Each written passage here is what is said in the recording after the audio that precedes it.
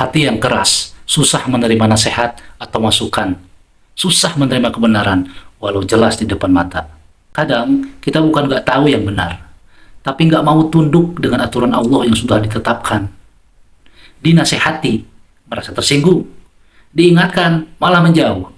Padahal, bisa jadi itu cara Allah menyelamatkan kita. Hati yang lembut, mudah menerima. Tapi hati yang keras, selalu mencari alasan. Kawanku, jangan tunggu hancur dulu, baru mau berubah.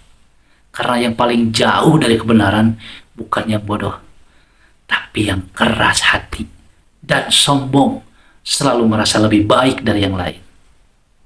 Share video ini barangkali suatu saat butuh untuk merenung. Share video ini sebanyak-banyaknya agar menjadi amal jariah kita semua yang membagikannya. Tetap semangat.